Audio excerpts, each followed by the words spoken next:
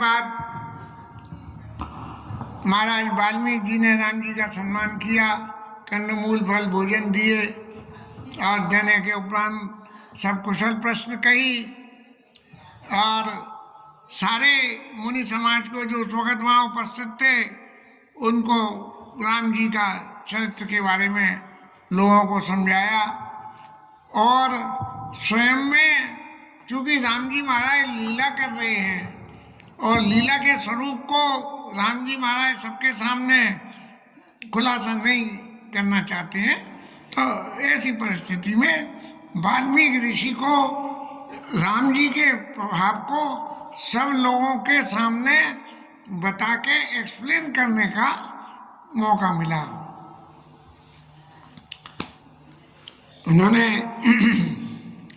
राम जी से प्रत्यक्ष रूप में कह दिया कि सुत से तो पालक राम तुम जगदीश माया जानकी, जो सजत जग पालत हरत रुग पाई कृपा निधान की, जो सहस शीस अहिस मई धर लखन सचराचर धनी, और सरकार कर नरे राज तन धरे चले जलन खल निश्चल हनी। प्रत्यक्ष में राम जी के सामने और ये कह दी कि महाराज हम आपको पहचानते हैं कि आप कौन हो और कैसे हो। और फिर गुणों की चर्चा करते हुए राम स्वरूप तुम्हार बचन गोचर बुद्धि परा, अभिगत अकत पार नेति नेति नित निगम कही। अपना ये बता के कि महाराज जो मैंने आपको समझा वो बताया, लेकिन उस सब के बावजूद भी आपका मन बुद्धि और वाणी से परे है। आपका स्वरूप मन बुद्धि और वाणी से आपको नहीं जाना जा सकता है। अभिगत है जिसकी कोई ठा नहीं पा सकता, अपार है, अकत है, नेति नेति नेति कही। प्रभु ये ऐसी बातें मैं नहीं कह रहा हूं, ये निगम और वेद जो है इन बातों को कह रहे हैं। ऐसा राम जी के सामने वाल्मीकि ऋषि ने सम्मान में आदर सूचक बातों को कहा। और फिर राम जी महाराज ने कुछ भी नहीं कहा तो वाल्मीकि ऋषि फिर उनके गुणों की चर्चा को भगवान के सामने उन्हीं के गुणों की चर्चा को आगे करते हैं। जग पेखन तुम देखा निहारे, निविधि हरि संगो नचावा निहारे। महाराज आपकी महिमा कहाँ तक गई है कि जग पेखन तुम देख निहारे, इस सारे संसार को आप देखते रहते हो। और आपका क्या प्रभाव है कि विधाता और शंकर जी इन सबको फिर हरे शंभु नचावन हारे, आप उनको भी नाच नचवा देते हो। वो भी आश्चर्य में पड़ जाते हैं कि आपका स्वरूप क्या है और क्या नहीं है। और ये जो आपके ही स्वरूप के अंश हैं, आपके ही स्वरूप से जो अंश पैदा हुए हैं, ब्रह्मा विष्णु महेश, ये जो है तेऊ न जाने मर्म तुम्हारा। आपके भीतर आप क्या लीला करना चाहते हो, क्या किस तरह से लोगों के सामने आदर्श प्रस्तुत करना चाहते हो, तेऊ न जाने मर्म तुम्हारा। वो तुम्हारे इस मर्म को नहीं जानते हैं कि महाराज आप ये सब इतना सारा काम कैसे कर लेते हो और तुम्हें को जाना नहीं आ रहा। तो महाराज और किसी को तो कहता है, अब मैं जो आपके सामने बातें रख रहा हूँ वो तो मैं अपने जो मैंने अनुभव किया है उनको उस बातों को कह रहा हूँ। लेकिन एक बात मैंने निश्चित रूप से मान ली, क्या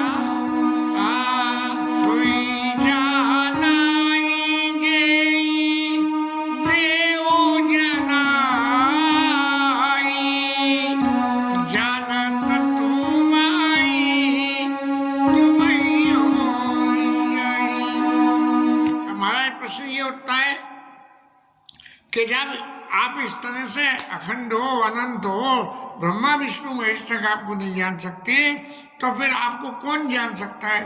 तो आपकी एग्जिस्टेंस का कैसे पता लगेगा? तो वाल्मीकि ऋषि कह रहे हैं कि सोई जाने जय देव जनाई। आप जिसको ये बताना चाहते हैं कि मैं ब्रह्म हूँ, मैं पर ब्रह्म हूँ, मैं जगदीश हूँ। तो जिसको आप बताना चाहते हो वो ही जान सकता है। बाकी कोई अगर ये कहे कि मैं कोई साधन से भगवान को पहचान जाऊंगा, ये ऐसा संभव नहीं है। और जब वो तुम्हें जानता है तो वो तुम्हें जान के तुम्हारे में ही मिक्सअप हो जाता है, माने उसका स्वरूप भी तुम्हारी तरह से ही हो जाता है। जैसे जीव और ईश्वर ही, जीव जब ईश्वर को साथ में मिक्सअप हो जाए तो ईश्वर का जीव का स्वरूप भी ईश्वर के बराबर ही हो जाता है। प्रसंगों में तो कहा गया ईश्वर अंश जीव अविनाशी और चेतन अमल सहज सुख राशि। ये जो जीव है ये ईश्वर का ही अंश है, और जिस तरह से ईश्वर चैतन्य है, अमल है, स्वच्छ है और अविनाशी है, ऐसे ये जीव भी अविनाशी है।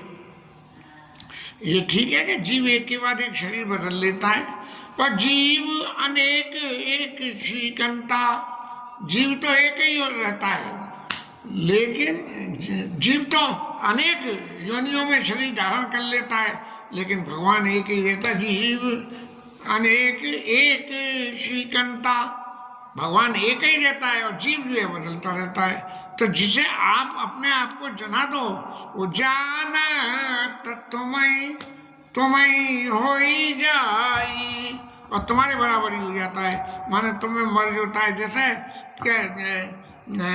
बर्फ को पहले पानी में डाल दो तो थोड़ी देर में बर्फ गल जाएगी, और फिर उस पानी को फ्रिज में रख दो तो फिर दोनों, वो बर्फ और पानी दोनों मिलके फिर बर्फ बन जाते हैं।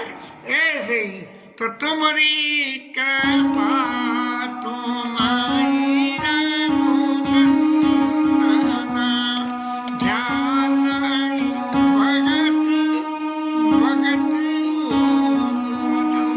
महाराज, आप भक्तों के हृदय में चंदन की तरह से निवास करने वाले हो, तो आपको कौन जानता है?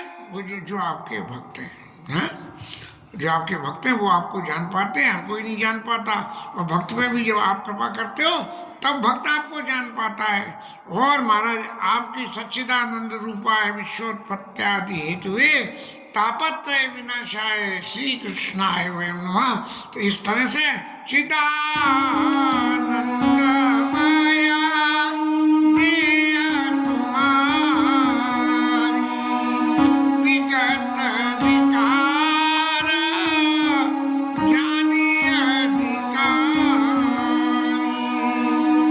चिदानंद रूप हो आप, चिदानंद, हमेशा आप आनंद में रहने वाले हो, आपको कोई बाधा नहीं है किसी भी तरह की। लेकिन फिर भी आपने ये जो मनुष्य शरीर धारण करा तो नर तन धरे हो संत सुर काजा, काहू करऊ जैसा प्राकृत राजा। आपने मनुष्य शरीर धारण किया, क्यों किया महाराज? आपने संतों के लिए और देवताओं के लिए धारण किया है। लेकिन भले ही आपने शरीर मनुष्य का धारण किया, लेकिन फिर भी आप लीलाता जो है वही सब करते हो। काऊ करो जस प्राकृत राजा, कौन सी? कि जैसे मनुष्यों में जो राजा होता है वो जो क्रिया करता है जिस तरह से, उसी तरह से आप भी क्रिया करते हो। और राम देखी सुनी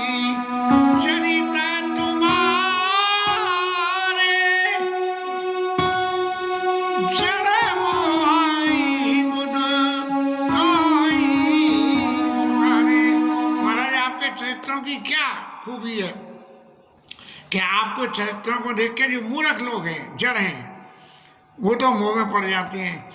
हमारी पार्वती मैया, सती मैया मोह में पड़ गई कि ये राम है कि नहीं, ये बात विश्वास ही नहीं हुआ, तो और जीवों की तो चलाई क्या। साक्षात शंकर जी की पत्नी, ज्ञान की पत्नी और शक्ति स्वरूपा, और वो तक राम जी महाराज के चरित्र को देख के कि ये रोते हुए वन में जा रहे हैं, राम जी महाराज सीता जी को खोजते हुए, तो जाके और इस मोह में पड़ गई कि ये राम है या नहीं है।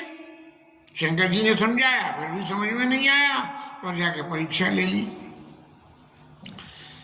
लेकिन महाराज आपके जो चरित्र हैं इनमें और तो किसी की चलाई क्या, जड़ मोही जो मूर्ख हैं, जो नहीं समझते हैं, आपको नहीं जान पाते हैं, आपके गुणों को ध्यान नहीं कर पाते हैं, जड़ मोही बुद्ध होई सुखारे। और बुद्धिमान लोग वाग जो हैं, जो जानते पहचानते हैं, वो बड़े सुखी होते हैं। कैसे सुखी होते हैं? घर में कोई छोटा बालक हो और बालक कोई बाल लीला करे तो घर के बड़े लोग उसकी बाल लीला को देख के बड़े खुश होते हैं। ऐसा नहीं होता कोई गलत भी काम करे तो भी खुश होते हैं, अरे बाप रे इसकी बुद्धि का तो क्या ठिकाना। ऐसे ही जड़ मोही बुद्ध होई सुखारे। और तुम जो करो सब साचा, जस का छिया तस चाहिए ना जा। आप जो कुछ करते हो वो सब सत्य स्वरूप होता है, उसमें कोई अपवाद नहीं होता। आप जो कुछ करते हो कहू सब साचा, जस का चाहिए तस चाहिए नाचा। और जिस किसी को जैसा भी आप नचाना चाहते हो या जिससे जो कुछ भी काम करवाना चाहते हो वो सब आप करवा लेते हो। और इसीलिए आप जो मेरे से पूछ रहे हो जस का चाहिए तस चाहिए नाचा, जब आप मुझे नचा के और मेरे से पूछ रहे हो कि पूछे मोई की का, मुझसे आप महाराज पूछ रहे हो कि मैं कहाँ पे विश्राम करूं। ये तो बड़े आश्चर्य की बात हो गई कि पूछे मोई की का। आपकी इस बात को सुन के मेरे मन में क्या हुआ कि मैं पूछत सकुचाऊ, मैं आपसे मैं आपसे ये पूछते हुए भी बड़े मन में संकोच मान रहे हूँ, संकोच कर रहे हूँ। तो महाराज संकोच क्या होगा कि महाराज ये है कि आप तो पूछ रहे हो मैं रहूँ कहाँ, और जब मैंने चारों तरफ जगहों को तलाश के देखा तो मेरे को सब जगह आपके ही दर्शन हुए। तो जाना होई ता देओ कर तुम्हें दिखावो डाओ। महाराज मुझे कोई ऐसी जगह नहीं दिखी कि जहाँ आप नहीं हो, आप सर्वव्यापक हो, अनंत हो, अखंड हो। तो महाराज मैं ऐसे में आपको रहने के लिए कौन से स्थान के बारे में बताऊं, ये मेरी समझ से परे है।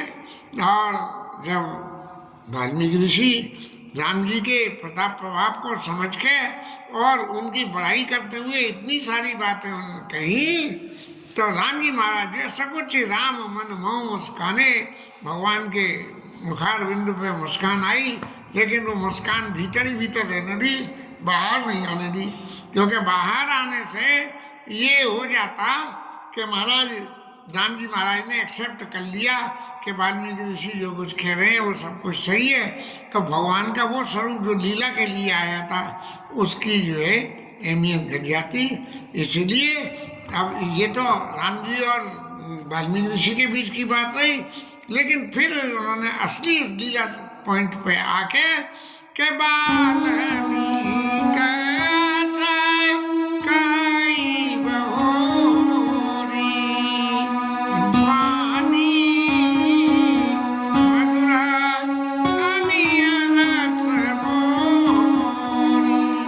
अमृत में घुली हुई वाणी। भैया अमृत में घुली हुई वाणी कैसी होती है? अमृत माने कि जो सुन के जिसमें असत्य का कोई क्लॉज ही नहीं हो, वो वाणी जो है अमृतमयी होती है कि जो सदा सत्य, पहले भी सत्य था, अभी भी सत्य और भविष्य में भी सत्य रहेगा।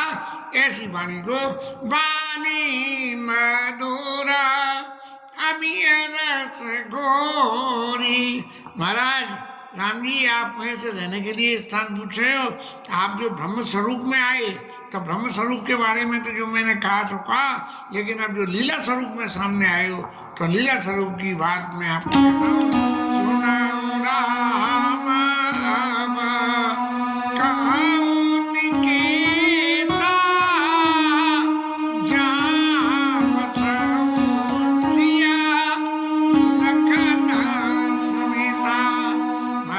आपके ब्रह्म स्वरूप की बात रही, अब मनुष्य स्वरूप की बात है। सुनो कि महाराज मैं आपको बताता हूँ कि आप जाके और कहाँ रहो, यहाँ चित्रकूट में वास करने में आपको कहाँ पे विश्राम करना चाहिए, जिससे मुनि उद्वेग न पावे कोई, अवजन रावरु आए सोई मुनि उद्वेग न पावे कोई।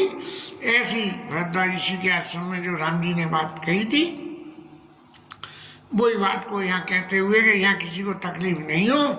तब वाल्मीकि ऋषि जो है राम जी को समझा के कह रहे हैं कि ये जो कि महाराज आप कहाँ बसोगे, तो भगवान वहाँ बसते हैं जहाँ भगवान की भक्ति होती है। बोले भक्ति क्या होती है?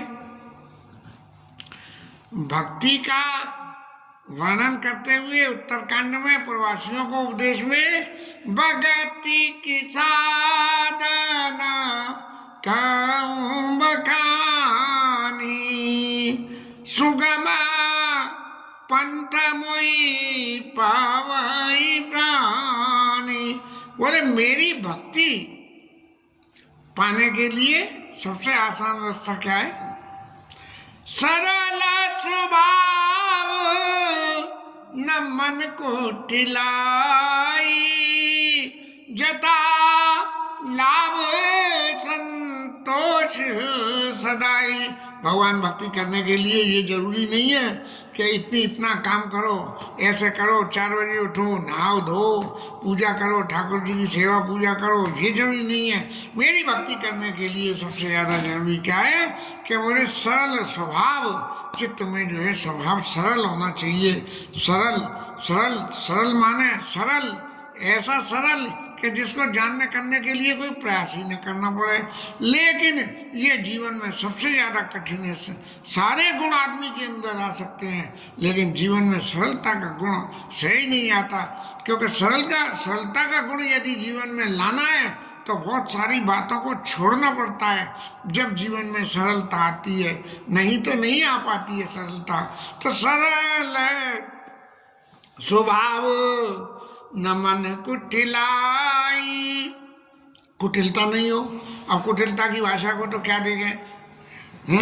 कुटिलता की परिभाषा यदि करें तो ये कहिए कि सर्वे भवन्तु सुखिना, सर्वे सन्तु निरामया, सर्वे भद्राणि पश्यन्तु मा कश्चित् दुःख भाग् भवेत्। सब सुखी हो, ऐसी भावना, सब स्वस्थ हो और किसी को किसी तरह का दुख नहीं हो, इसका नाम है न कुटिलाई। ये कुटिलाई नहीं है। नहीं तो जहाँ हमारा स्वार्थ होता है वहाँ तो हम स्वार्थ के लिए कुछ भी कर लेते हैं और मित्रता कर लेते हैं, और स्वार्थ सिद्धि नहीं हो तो हम जो है मित्रता को हाल छोड़ देते हैं। तो सरल स्वभाव न मन कुटिलाई, जथा लाभ संतोष सदाई। हमेशा ही जो है संतोष बना रहे। संतोष की परिभाषा में बड़े बड़े ऋषियों ने तपस्या करी, बड़े बड़ी सिद्धियां प्राप्त करी, लेकिन संतोष प्राप्त करने में वो लोग भी पीछे रह गए। जबकि सुदामा जैसे महाराज जो है सब कुछ न करते हुए भी सब कुछ पा गए संतोष में ही। संतोषी सदा सुखी और लोभी सदा दुखी, ये जीवन की परिभाषा है कि संतोष करोगे। तो यहाँ वाल्मीकि ऋषि जो राम जी से जो स्थान कह रहे हैं कि बोले कौन से स्थान है? महाराज राम जी ने इसको शबरी को खुद अपनी भक्ति का उपदेश दिया कि मेरी भक्ति 9 प्रकार की किस तरह से होती है। उसी भक्ति के स्वरूप का एक वर्णन विश्वामित्र ऋषि वो वाल्मीकि ऋषि राम जी के सामने कहते हैं। सुन कहूँ राम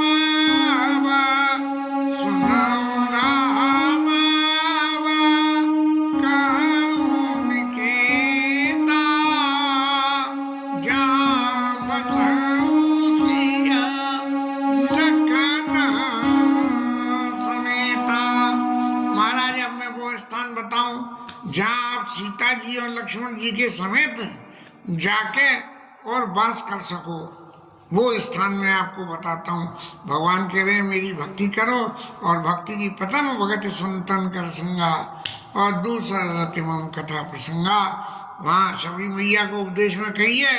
और यहाँ वाल्मीकि ऋषि कह रहे हैं कि जिनके श्रवणा समुद्र समाना कथा तुम्हारी सुभग चरिना। संतों का संग करोगे तो क्या मिलेगा? भगवत कथा मिलेगी। बात है सनक सनातन सनंदन सनत कुमार ऋषि, चारों ऋषि हर वक्त भगवान की कथा ही तो सुनते हैं। तो एक ऋषि महाराज कथा कहते हैं, 3 सुनते हैं, फिर दूसरे कहते हैं, फिर बाकी 3 सुनते हैं। तो इस तरह से कि जिनके श्रवण समुद्र समाना, समुद्र में कितना ही जल चला जाए, नदियां दे आके रोज जल पहुंचाती हैं, लेकिन फिर भी समुद्र के जल का स्तर कभी भरता नहीं है। ऐसे तो जिनके कानों में निरंतर भगवान की कथा जाती रहे, जिनके समुद्र समाना कथा तुम्हारी सुबह सरी नाना, आपकी कथा रूपी जल जो निरंतर जिनके कानों में जाता रहे, उन सब के बावजूद भी ये कान रूपी समुद्र भरे नहीं। भरई निरंतर होई न पूरे, तिनके हिया तुम्हार कागरूरे। महाराज घर कहीं देखने जाओ तो घर में क्या क्या चीजें देखनी चाहिए? बोले घर में जल का स्थान हो, धूप, हवा, पानी। जब ऐसी सब चीजों का इंतजाम होता है तो कहते हैं कि ये घर अच्छा है। तो लेकिन जिनके कानों से निरंतर सतत भगवत कथा आती रहती है, जिनके कानों में चाहे किसी भी माध्यम से आवे, जाके संत स्थानों पे सुनने को मिले, कहीं रिकॉर्डिंग से सुनने को मिले, या खुद के अपने भाव विचार में सुनने को समझने को मिले, लेकिन उससे कभी ये पूर्ति नहीं होती कि बस अब तो बहुत सुन ली कथा, अब नहीं सुनेंगे, अब नहीं। लेकिन भगवान के चैत्य इतने अपार हैं कि ये भगवान की कथाएं कभी पूर्ति नहीं होती है। इसी तरह से जीव को भी भगवान की कथा के रूप कान रूपी समुद्र जो है, कथा रूपी जल से कभी भी अघाते नहीं हो। तो ऐसे व्यक्ति जो हैं उनके हृदय आपके लिए भरे निरंतर हो ही न पूरे, तिनके ही तुम घर रूरे। आपके लिए बड़े अच्छे घर हैं महाराज। अब देखो, घर होने से पहले साइट देखनी पड़ती है ना, तो महाराज ने सबसे पहले साइट दिखाई कि ये साइट जो है हो, जिनके क्या सतत जो है प्रथम भगत संतन कर संगा, और दूसरा रति मम कथा प्रसंगा, तो जो मेरे कथा प्रसंग है उनकी रति हो, तो वो तिनके ही तुम का घर उड़े, उनका हृदय तुम्हारे लिए बड़ा सुंदर घर होगा। इसलिए महाराज आप उसमें वास करिए। अब महाराज जब सुंदर घर मिल गया तो लोचन चातक जिन कर राखे,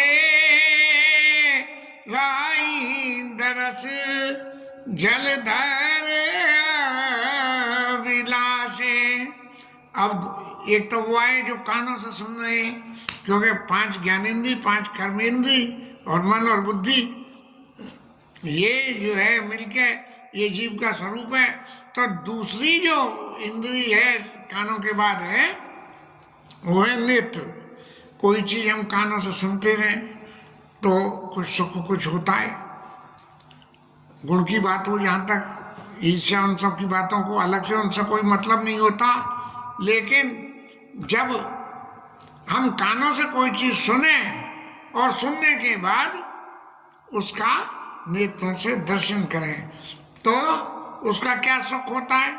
उसका सुख अत्यंत सुखदायी सुख होता है कि कानों से किसी के गुण सुन लिए और फिर आंखों से उसके दर्शन कर लिए, तब जो क्या सुख होता है वही सुख विभीषण महाराज को हुआ कि श्रवण सुयस सुनिया। महाराज कानों से आपका यश सुन के मैं आया हूँ। तो जो भय निरंतर हो ही न पूरे तिनके ही तुम रूरे, महाराज विभीषण महाराज को इसीलिए राम जी ने अपने पास में रखा कि श्रवण सुयस सुनिया प्रभु भंजन भववीर। और फिर क्या करा विभीषण जी ने कि त्राई त्राई आरती हरन शरण सुख दर रघुवीर। महाराज आप शरणागतों को सुख देने वाले हो और मैं आपकी शरण हूँ और मैं त्राही त्राही माने मैं सब तरह से आपकी शरण हूँ और मैं जिसे कहते हैं त्राही माने मेरी रक्षा कीजिए। इस तरह से भगवान आप मेरी रक्षा करिए। तो ये जो कानों से भगवान के चरित्रों को सुनने का जो है, सुनने के बाद में जब उनके दर्शन और हो जाए तब क्या होगा कि वो लोचन चातक जिन करि राखे राही दरस जल दरिया विलासे। अब नेत्रों को जिन्होंने आपके स्वरूप के दर्शन करने के लिए चातक की तरह से कर लिया। चातक क्या करते हैं कि सावन ऋतु में या मेघ के दर्शन टकटकी बांध के करते रहते हैं कि कब स्वाति नक्षत्र हो और उस नक्षत्र में जल बरसे और चातक उस जल को पिए। हालांकि मैंने कभी उस चातक पक्षी को देखा नहीं है, यहाँ कथा से सुन के कुछ सीखा या समझा है। तो जिन्होंने अपने नेत्रों को इस तरह से चातक की तरह से, जैसे चातक अपने नेत्रों को आकाश की तरफ लगाए रहता है, ऐसे ही रही दर जलधर विलासे और निधरई शरत सिंधु सर भारी रूप बिंदु जल होई सुखारी। माने उनको ऐसा नहीं है कि पीने के लिए बहुत ज्यादा चातक को पानी चाहिए।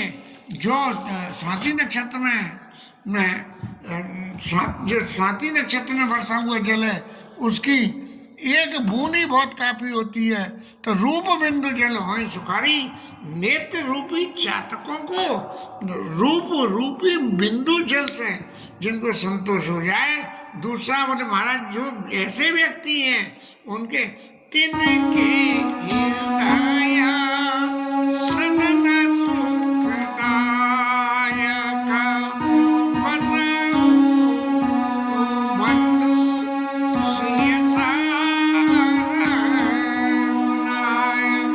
महाराज एक तो आपने तिनके हृदय सदन सुखदायक, सुख देने वाला घर हो गया। अब सुख देने वाले घर में जब अकेला आदमी बसे तो कितना सुख मिलता है। लेकिन जिन्होंने अपने नेत्र को चातक के समान बना के आपके रूप के दर्शन करने के लिए जो महाराज हर वक्त लालायित रहते हैं, उनके हृदय में आप सीता जी और लक्ष्मण जी के अकेले मत बसना। सीता जी और लक्ष्मण जी के स्वरूप मूर्तिमान ज्ञान स्वरूप राम जी महाराज क्या नाम है मूर्तिमान कहना चाहिए क्रिया रूपी हमारी सीता मैया, आदिशक्ति सीता मैया, और मूर्तिमान जो है हमारे लक्ष्मण जी महाराज, जिनको हम कहना चाहिए मूर्तिमान वैरागी स्वरूप लक्ष्मण जी महाराज। या तो कर्म स्वरूप कहो या वैरागी स्वरूप कहो। कर्म वो भी जो वैरागी से समर्थित हों, ऐसे कर्म करने के लिए लक्ष्मण जी महाराज है। तो जब आप जाके उनके हृदय में बसना चाहोगे तो जहाँ भक्ति, ज्ञान और वैराग्य ये तीनों चीजें संग होंगी तो वहाँ आप जाके बसोगे तो आपको अत्यंत सुख होगा और वो आपके लिए सुखदायी होंगे। जस तुम्हारे मानस विमला और हंसन जिया जास मुक्ता हल गुणगन चुनई राम बसोई यतास। महाराज कान हो गए, आंखें हो गई, अब तीसरी इंद्री कौन सी है? बोले तीसरी इंद्री जिब्या है। तो जिब्या क्या है? जिनकी जिब्या का स्वरूप हंस के समान हो, जो आपके गुण रूपी मोतियों का ही चुगे, दूसरी चीज नहीं करे। तो महाराज यदि ऐसे भी स्थान आपको मिल जाए तो उस स्थान पे भी आप जाके और बिना संकोच के मुक्ता हल गुणगन चुनई राम बसो ये तात, आप उनके हृदय में जाके बस जाइए। ये संसार की लीला तो संसार की लीला है, लेकिन आपका जो पर ब्रह्म स्वरूप है उस स्वरूप के वास के लिए मुक्ता हल गुणगन चुनई राम बसो ये तात। राम जी महाराज आप उसके हृदय में जाके वास करिए। अभी ये आश्रम की लीला तो अभी बहुत बाकी है, इसे कल लेंगे। आज कुछ थोड़ा सा ऐसा संतोष लगा कि शायद चित्त से, मन से कुछ ऐसा बोल पाए। रिकॉर्डिंग सुनेंगे ये पता लगेगी प्रॉपर हुई है कि नहीं हुई है, कि क्या बोल पाए, बोलना उचित रहा या नहीं रहा। इसके साथ ये कथा विश्राम। हरि नाम